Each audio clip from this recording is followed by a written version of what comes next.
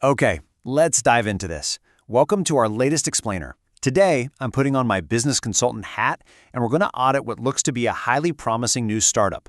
The founders, well, it's actually Asher's 5th grade class, and their venture is called My Pizza Snack Bar. We're going to pop the hood on their operation to explore the actual financial models they've built to ensure they turn a profit, and we'll check out the digital infrastructure they're using to collaborate as a team. And honestly, whether you're running a school snack bar or a multinational corporation, the principles we are about to cover are absolutely foundational. So here's our itinerary for today's consultation meeting. We'll kick things off with the snack bar audit itself, then move right into calculating total costs and evaluate their pricing and profit margins. After that, we'll dive into their mathematical model, review the executive summary dashboard, and finally wrap up by looking at their digital team collaboration. Lots to cover, so let's get into it. Section 1. The Snack Bar Audit. Right, before this 5th grade team can sell a single slice of pizza, they need an accounting system. And they're using the ultimate business tool for this, a spreadsheet. Now, to figure out if this business is actually going to survive, we need to track 3 foundational metrics. First up, costs. That's simply the money spent to make the product, like buying ingredients. Next is income, which is the money coming in from actually selling the pizza. And finally, profit. This is the holy grail, right? Profit is just the money left over after you subtract those costs from the income. So, income minus costs equals profit.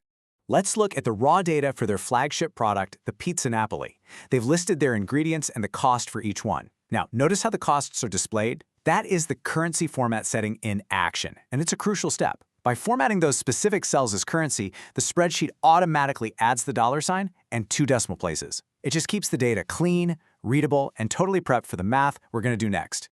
Moving on to Section 2. Calculating total costs. Knowing the cost of a can of tomatoes is great, but to really evaluate expenses, we need the big picture.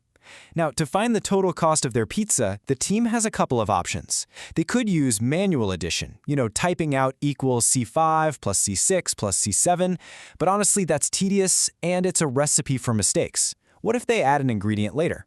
Instead, they're using the built-in auto sum function. It's a total game changer. You just select the cell, hit the auto sum button, and the spreadsheet instantly generates a formula, like sum C5 through C10, adding up everything in that range. It's fast and more importantly, it's accurate. Okay, before we calculate their final costs, let's take a really quick, kinda crazy detour. Spreadsheets help us track expenses, and sometimes, well, pizza expenses can be literally astronomical. Did you know that back in 2001, the Russian Space Agency paid a $1 million delivery fee just to send a pizza to the International Space Station? Yeah, $1 million. Easily the most expensive pizza in human history. Thankfully, our 5th grade startup has significantly lower overhead. Section 3. Pricing and profit margins. So, bringing it back down to earth, let's see how the founders guarantee a positive profit margin. Asher's team decided to cut each pizza into 8 portions. To find the cost per portion, they divide the total cost by the number of portions. And here's exactly how they build that formula. First, type the equal sign. Then click the total cost cell. Next, type the / for division. Click the portion cell. And finally, press enter. Boom! You've got a working formula using cell references. And let's look at what that formula reveals about their unit economics. Their total cost is $3.11. Divided by 8 portions, the cost per slice comes out to a mere 39 cents. They've decided to sell each slice for $1. So, using our trusty income minus costs formula, the spreadsheet seamlessly shows a profit of 61 cents per slice. That's a really solid margin, proving right out of the gate that this product is financially viable. Which brings us to Section 4, the mathematical model. This is where things get super powerful. By using formulas and cell references instead of just typing in static numbers, this team hasn't just made a list, they've built a dynamic mathematical model. And what that means is they can instantly run what-if scenarios. Like, what if the cost of cheese suddenly spikes? Or, actually, what if we cut the pizza into 10 slices instead of 8? By tweaking just a single variable, the whole entire spreadsheet recalculates their profit projections in real time. This is exactly how real executives make data-driven decisions. To really appreciate this, we gotta look at the history for a second. Spreadsheets were invented back in 1979 with a program called VisiCalc. It was so revolutionary that people were literally buying computers just to run it. It was the original killer app.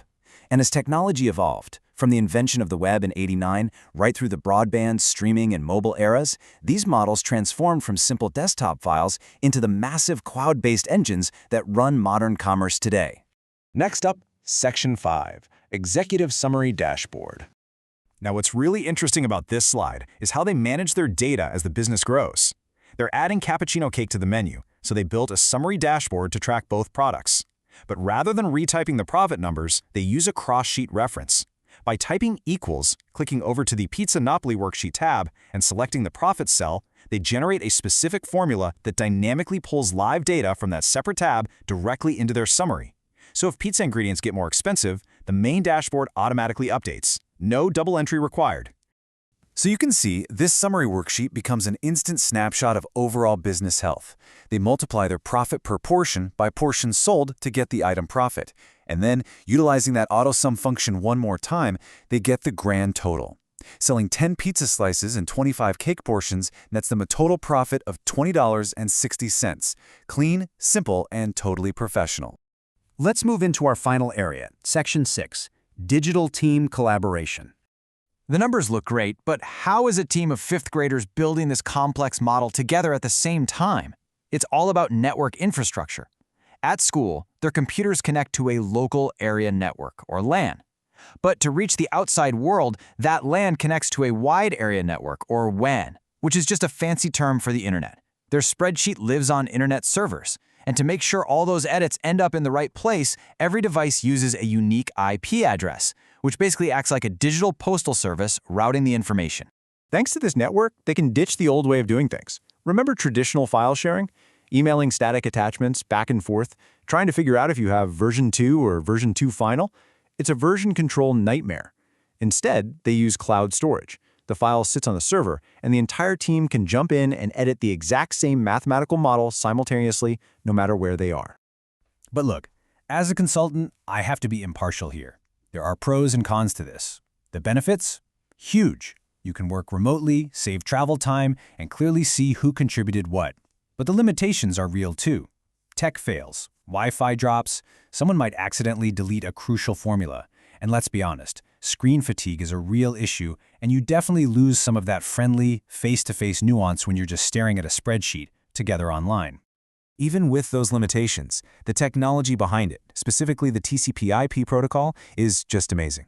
When someone changes a number, that edit doesn't travel as one big file.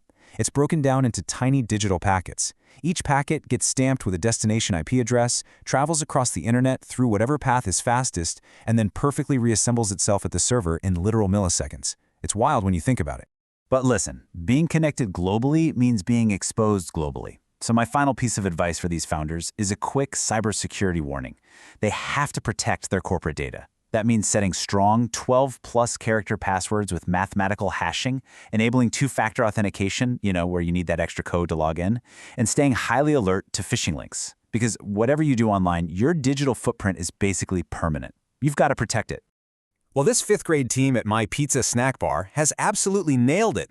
They proved that with good data, a solid mathematical model, and secure cloud collaboration, you can test and optimize just about any business idea. So what about you? As you take these tools into your own projects, what what-if scenarios are you going to run? And just as importantly, what kind of digital footprint will your business leave behind? Keep asking those questions, keep exploring, and I'll see you on the next explainer.